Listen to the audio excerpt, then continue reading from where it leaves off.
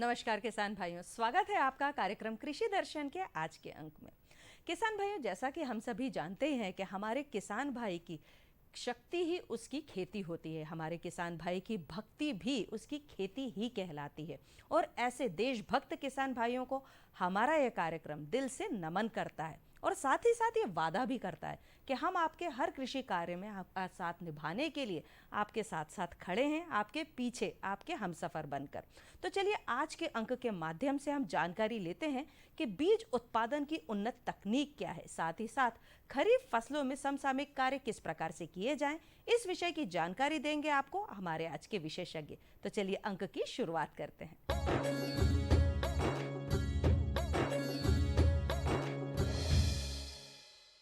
किसान भाइयों की खेती का मूलभूत आधार होता है बीज।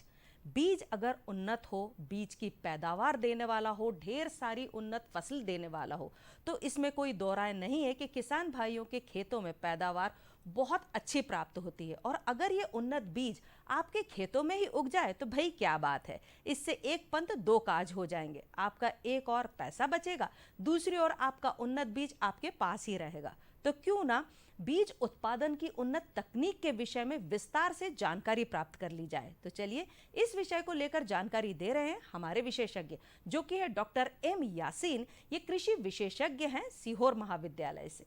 नमस्कार। सबसे पहले मैं आपको ये बताना चाहूँगा कि हम इस वक्त आप जो हमारे साथ हैं यहाँ पर ये है राजमाता विजयराजे सिंधिया कृषि विश्वविद्यालय का Sehore centre, Sehore college of agriculture centre, जहाँ पर चना अनुसंधान का एक मुख्य केंद्र है। और चना अनुसंधान मुख्य केंद्र के साथ बहुत सारी हमारी किस्में हैं। और इन सब के साथ साथ चूँकि हम आज बीज पे बात करना चाहते हैं, तो हम ये ज़रूर बताना चाहेंगे आपको कि हमारे सेंटर में ये इंडिया का शायद ऐसा दूसरा सेंटर होगा जहाँ पर हमारे पास करीब करीब 6800 अलग अलग तरह का चना का जर्म प्लाज्म है, जो पूरे दुनिया का है, पूरी दुनिया का। और इन भारत के सभी क्षेत्रों से लिया गया है। और इन जो यूरोपियन कंट्रीज़ हैं वहाँ से भी है, अरेबियन कंट्री है वहाँ का भी, अफ्रीकन कंट्री का वहाँ भी का भी है। तो हमारे पास बहुत बड़ा कलेक्शन है और इस कलेक्शन को हम अभी पौध सुधार कार्यक्रम में उपयोग कर रहे हैं, संरक्षित कर रहे हैं और इस धरोहर को बचाए रखने के लिए भी कार्य कर रहे हैं।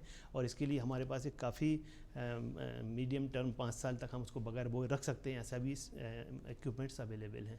लेकिन चूंकि हम किसानों से मुखातिब हैं, तो हम ये ज़रूर चाहेंगे कि आपसे हम बीज के ऊपर बात करें। और बीज का मतलब ये होता है, किसानों से जब हम बात करते हैं या हमारे पास किसान आते हैं तो साहब कहते हैं नया बीज बताइए।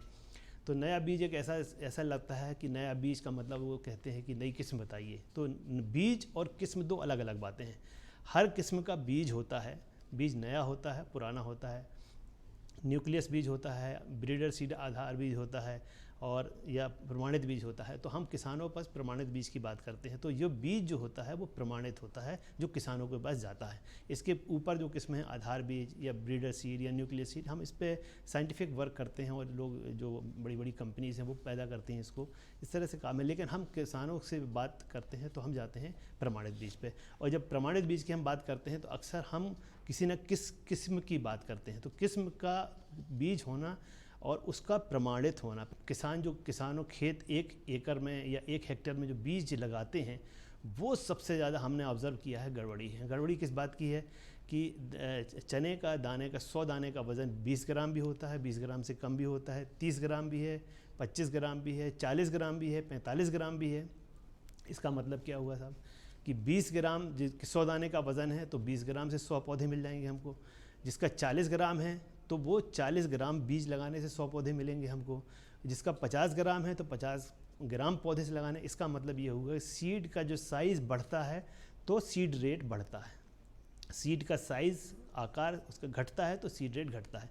अब इस बात पे मंथन इसलिए ज़रूरी है साहब, हम ये बार बार कहते हैं, हमारे यहाँ जो किसान आते हैं तो वो लोग कहते हैं साहब हमने बहुत ज़्यादा बीज लगाया। तो आप ऐसे समझिए कि बीज का मतलब पौधा, पौधे में प्राइमरी ब्रांच पहली शाखा, फिर दूसरी शाखा, फिर तीसरी शाखा, और तीसरी शाखाओं के बीच में निकलती हैं नोड।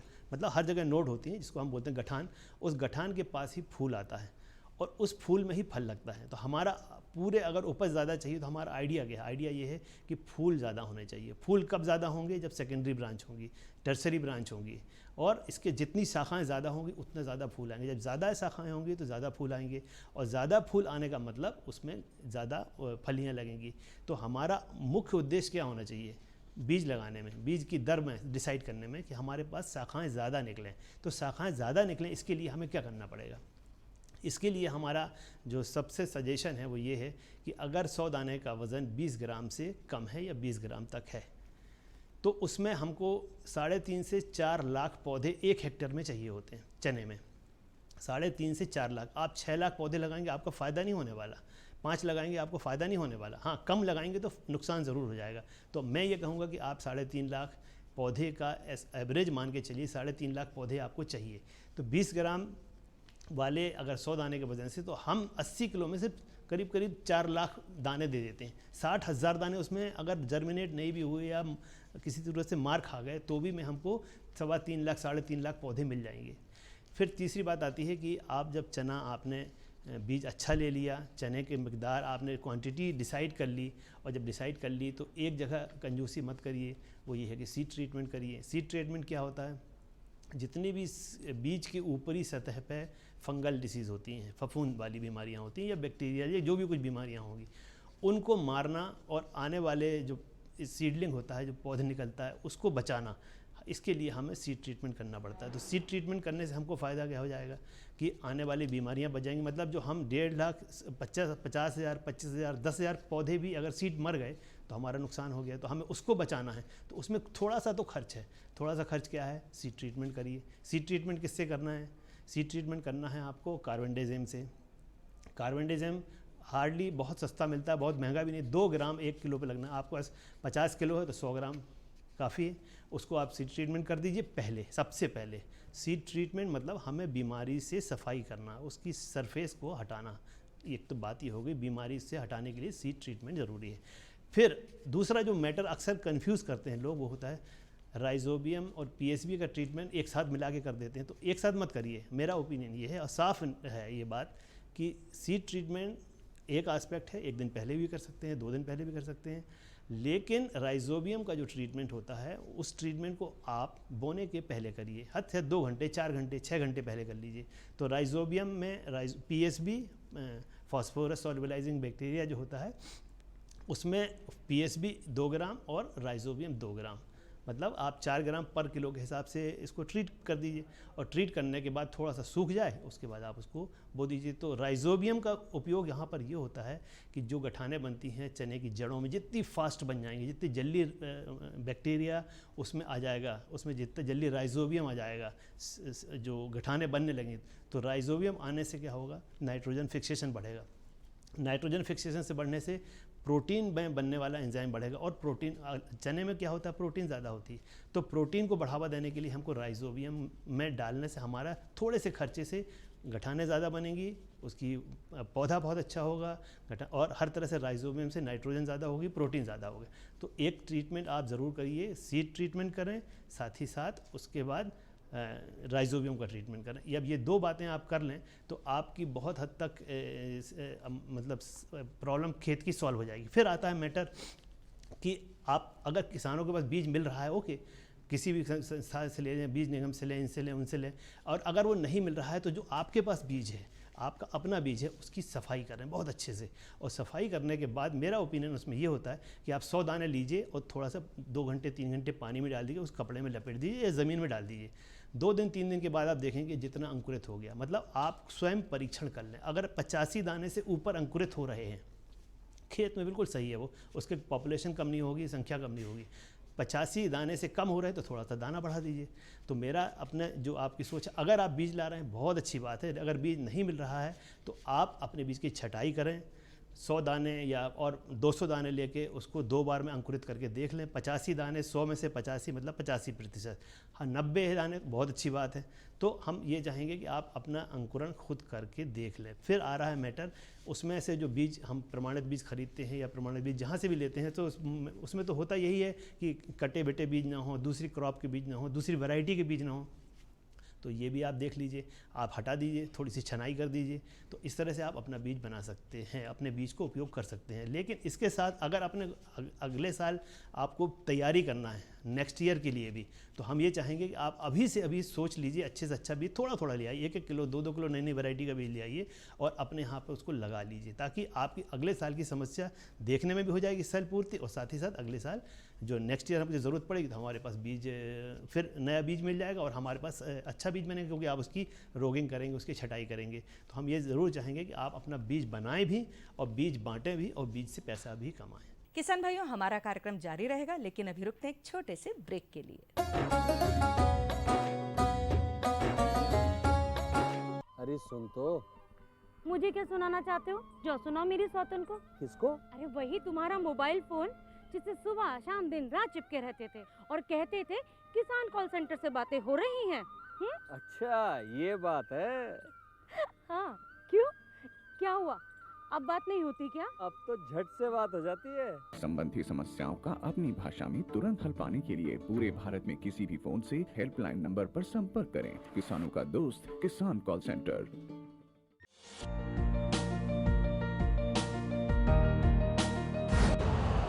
यूरिया का स्वदेशी उत्पादन 70 लाख टन बढ़ाने के लिए 6 उर्वरक संयंत्रों का उद्धार किया जा रहा है।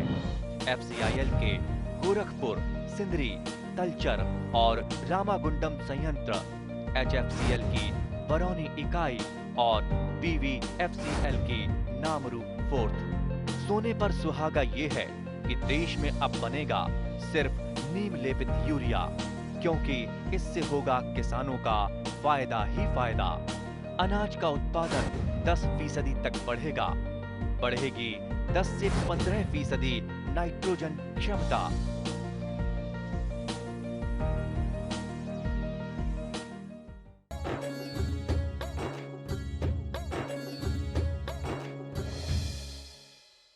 किसान भाइयों, ब्रेक के बाद आपका फिर से एक बार बहुत बहुत स्वागत है। किसान भाइयों, खरीफ की फसलों में समसामयिक कार्यों की जानकारी अगर हमें संपूर्ण रूप से सही समय पर प्राप्त हो जाए तो भाई क्या कहने, क्योंकि खरीफ की फसलें हमारे खेतों में खड़ी हुई हैं और अब आगे समय आने वाला है उसकी कटाई का।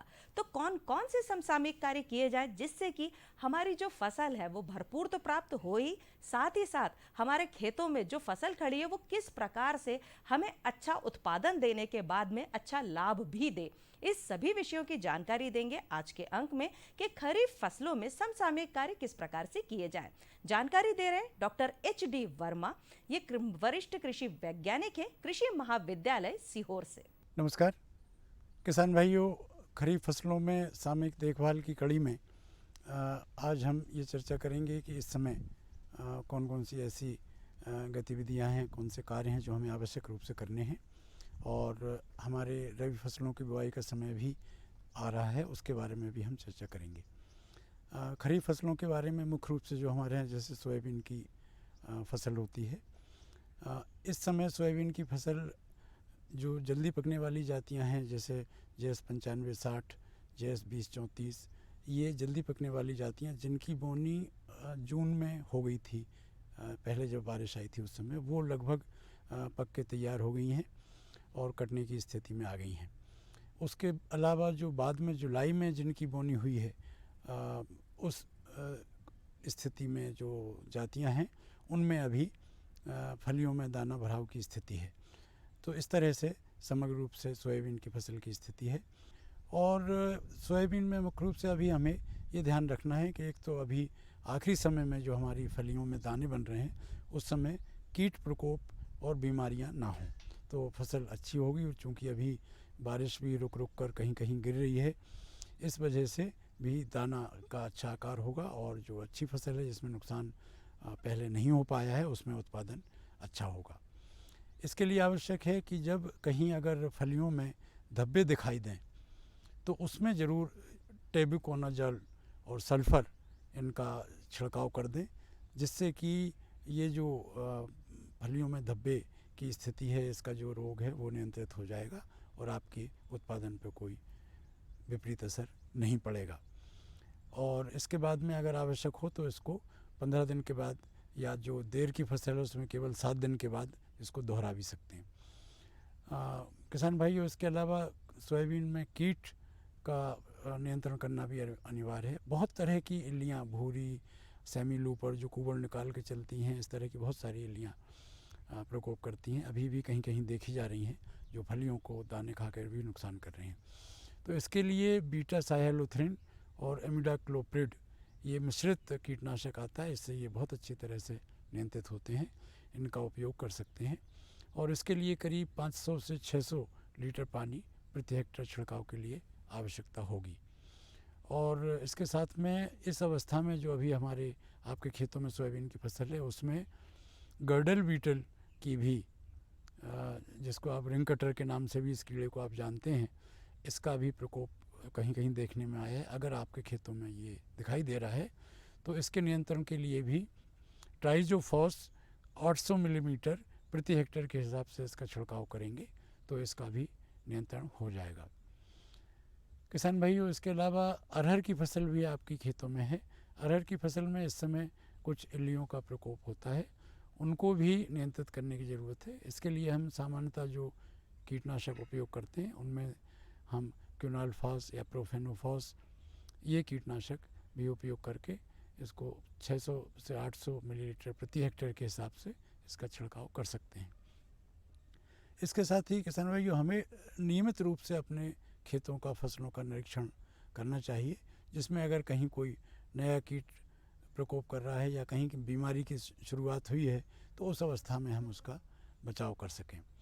और इसके साथ ही किसान भाइयों, आपको ये भी ध्यान रखना है कि जो आपने प्लांटेशन किया है, पौधे लगाए हैं, फलदार पौधे लगाए हैं, उनकी भी देखभाल आपको इस समय करनी है, क्योंकि ये बारिश के समय उनको पानी मिलता रहा, लेकिन आने वाले समय में उनको पानी की भी आवश्यकता होगी, निंदाई गुड़ाई की भी आवश्यकता होगी और उनमें खाद उर्वरक देने का भी अवसर रहेगा। तो इनके अच्छे बढ़वार के लिए इनकी भी आपको व्यवस्था करना है। तो किसान भाइयों, इस तरह से आपको अभी दोहरे काम है। खरीफ फसलों की कटाई का समय है, अभी कुछ समय और बचाए रखना है कीड़े बीमारियों से, फिर कटाई का समय है और उसके बाद में फिर रबी फसलों के साथ साथ तैयारी का समय है। तो मैं आशा करता हूं कि आप इस तरह से अपनी सभी व्यवस्थाएं करेंगे और अपनी फसलों से अच्छा उत्पादन लेंगे। किसान भाइयों, अब समय हो चला है खबरें खेती की जानने का, तो चलिए देखते हैं खबरें खेती की।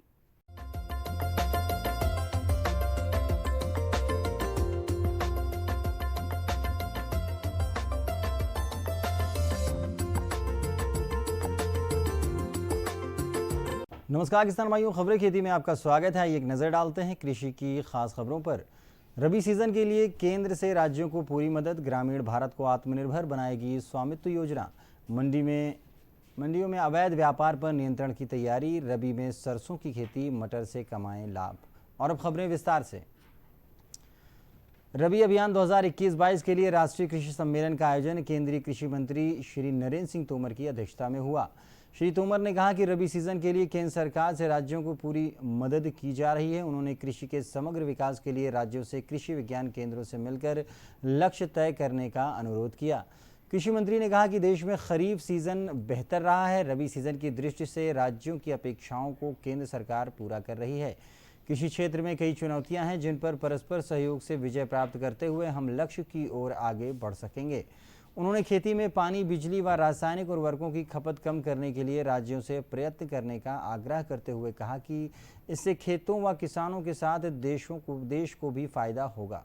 उन्होंने नैनो यूरिया का उपयोग बढ़ाने पर ध्यान देने का आग्रह किया, जो कम खर्चीला है और इससे मृदा स्वास्थ्य बेहतर रहता है। श्री तोमर ने कहा कि प्रधानमंत्री ने कम ब्याज पर किसानों को ऋण देने की व्यवस्था की है ताकि वे बिना परेशानी के खेती कर सकें। उनके निर्देश पर किसान क्रेडिट कार्ड द्वारा किसानों को लाभ पहुंचाया जा रहा है। 2.25 करोड़ से ज़्यादा केसीसी वितरित किए जा चुके हैं, जिनके माध्यम से किसानों को 2.25 लाख करोड़ रुपए से ज़्यादा ऋण दिया गया है। प्रधानमंत्री किसान सम्मान निधि योजना के माध्यम से किसानों को आय सहायता का बहुत महत्वपूर्ण कदम उठाया गया है, जिसमें अब तक 11.37 करोड़ लाभार्थियों को 1.58 लाख करोड़ रुपए दिए जा चुके हैं। प्रधानमंत्री फसल बीमा बड़ा सुरक्षा कवच है, जिसका फायदा किसानों को मिल रहा है। केंद्रीय पंचायती राज एवं ग्रामीण विकास मंत्री श्री गिरिराज सिंह ने गत दिनों नई दिल्ली में स्कोप कॉम्प्लेक्स के सम्मेलन में केंद्र में स्वामित्व योजना ग्रामीण अर्थव्यवस्था के उत्थान की ओर एक कदम विषय पर आयोजित राष्ट्रीय सम्मेलन का उद्घाटन किया। इस योजना के कार्यान्वयन की निगरानी के लिए डैशबोर्ड भी लॉन्च किया। श्री सिंह ने सभी राज्यों से 2024 तक समय सीमा से पहले ही स्वामित्व योजना के क्रियान्वयन को पूरा करने का आह्वान किया है। इस योजना के क्रियान्वयन में सबसे आगे रहने के लिए केंद्रीय मंत्रियों द्वारा उत्तर प्रदेश और मध्य प्रदेश राज्यों की सराहना की। मध्य प्रदेश ने ड्रोन फ्लाइंग, ग्राउंड ट्रूथिंग और प्रॉपर्टी कार्ड जनरेशन से एंड टू एंड ऑटोमेशन प्रक्रिया विकसित की है। नागरिक क्लिक करके ही योजना की प्रगति देख सकते हैं और अंतिम संपत्ति कार्ड डाउनलोड कर सकते हैं। मध्य प्रदेश की मंडी समितियों में अवैध व्यापार पर नियंत्रण हेतु मंडी बोर्ड द्वारा कठोर कदम उठाए जा रहे हैं। इसके पूर्व मंडी बोर्ड के तहत समस्त 7 आंचलिक कार्यालय भोपाल, इंदौर, उज्जैन, ग्वालियर, सागर, जबलपुर, रीवा द्वारा संभागीय व मंडी समिति स्तर पर निरीक्षण दल उड़न दस्ते का गठन कर अवैध व्यापार पर निरीक्षण एवं नियंत्रण की कार्रवाई की जाती रही है। इसी क्रम में प्रबंध संचालक मध्य प्रदेश राज्य कृषि विपणन बोर्ड भोपाल द्वारा अवैध व्यापार पर नियंत्रण हेतु गठित निरीक्षण दल उड़न दस्ते के माध्यम से सख्त कार्रवाई किए जाने के निर्देश दिए। प्रबंध संचालक मंडी बोर्ड द्वारा समस्त संयुक्त संचालक आंचलिक कार्यालय तथा मंडी सचिवों को मंडी क्षेत्र में होने वाले कृषि उपज के अवैध व्यापार एवं अवैध परिवहन पर सतत निगरानी रखकर निरीक्षण किए जाने के निर्देश दिए गए हैं, जिसकी साप्ताहिक समीक्षा मंडी बोर्ड स्तर से वर्चुअल मीटिंग के माध्यम से किए जाने के लिए मध्य प्रदेश की समस्त आ वर्ग की 39 मंडियों के लिए मंगलवार, बा वर्ग की 42 मंडियों के लिए बुधवार, सा वर्ग की 56 मंडियों के लिए गुरुवार तथा दा वर्ग की 122 मंडियों के लिए शुक्रवार का दिन निर्धारित किया गया है। सरसों की खेती के लिए बलुई दोमट मिट्टी सर्वाधिक उपयुक्त है। भूमि का पीएच मान 7 से 8 के बीच अर्थात उदासीन से हल्की क्षारीय मिट्टी सरसों की खेती के लिए अच्छी रहती है। सरसों की खेती के लिए भुरभुरी मिट्टी की आवश्यकता होती है, जिसके लिए खरीफ में ली गई फसल की कटाई के बाद एक गहरी जुताई करनी चाहिए तथा इसके बाद कल्टीवेटर या रोटावेटर से जुताई कर मिट्टी को भुरभुरा बना लेना चाहिए। सरसों की उन्नत किस्मों में वरदान, वरुण T59, पूसा बोल्ड, पूसा जय, किसान वसुंधरा RH 9304, अरावली RN 393, लक्ष्मी, स्वर्ण ज्योति, आशीर्वाद, कृष्णा क्रांति, जवाहर 1 आदि प्रमुख हैं। सरसों की फसल के लिए प्रति हेक्टेयर 5 से 6 किलोग्राम प्रति हेक्टेयर बीज की आवश्यकता होती है। सरसों की बुआई 15 अक्टूबर तक कर देनी चाहिए। बुआई के 3 से 4 सप्ताह पहले 10 से 15 टन सड़ी हुई गोबर की खाद खेत में डालकर खेत की तैयारी करनी चाहिए। राई व सरसों की सिंचित फसल में 80 किलोग्राम नत्रजन, 30 से 40 किलोग्राम स्फुर व 40 किलोग्राम पोटाश प्रति हेक्टेयर प्रयोग करना चाहिए। फसल में 2 सिंचाई की आवश्यकता होती है। प्रथम सिंचाई बुआई के 30 से 40 दिन बाद तथा दूसरी सिंचाई 70 से 80 दिन बाद की जानी चाहिए। किस्म के अनुसार सरसों की फसल 120 से 150 दिन में पककर तैयार हो जाती है। असिंचित फसल में उपज 10 से 12 क्विंटल तथा सिंचित फसल से 20 से 25 क्विंटल प्रति हेक्टेयर प्राप्त हो जाती है। हरी मटर भारत में सबसे लोकप्रिय सब्जियों में से एक है। यह बहुत ही पौष्टिक होती है। इसमें पाचक प्रोटीन प्रचुर मात्रा में 7.2 ग्राम प्रति 100 ग्राम में रहता है। साथ ही इसमें शर्करा 7.2 ग्राम, विटामिन सी 9.0 मिलीग्राम तथा फास्फोरस 139 मिलीग्राम भी रहता है। यह शीत ऋतु की फसल है एवं ठंडे मौसम में अच्छा उत्पादन देती है। अंकुरण के लिए 22 डिग्री सेल्सियस तापक्रम की आवश्यकता होती है। सितंबर के अंतिम सप्ताह से अक्टूबर में बोनी करनी चाहिए। शीघ्र पकने वाली किस्मों के लिए 100 से 120 किलोग्राम एवं मध्य व देर से पकने वाली किस्मों के लिए 80 से 90 किलोग्राम बीज प्रति हेक्टेयर पर्याप्त होता है। बीजोपचार कर शीघ्र तैयार होने वाली किस्म के लिए पंक्ति की दूरी 30 सेंटीमीटर एवं पौधे से पौधे की दूरी 5 से 6 सेंटीमीटर रखें। खेत में पलेवा देकर बतर आने पर 5 से 7 सेंटीमीटर गहराई पर बोनी करें। मटर की उन्नतशील किस्मों में पूसा प्रगति, PL3, जवाहर मटर 3, जवाहर मटर 4, जवाहर मटर 1, जवाहर मटर 2, आजाद P1, अर्किल मटर अगेती, आजाद मटर, बोर्नविले आदि लगाई जा सकती है। इन किस्मों में औसतन 80 से 90 क्विंटल प्रति हेक्टेयर हरी फलियां प्राप्त होती हैं। किसान भाइयों, खबरें खेती में बस इतना ही। आप देखते रहिए कृषि दर्शन और मुझे दीजिए इजाज़त। नमस्कार।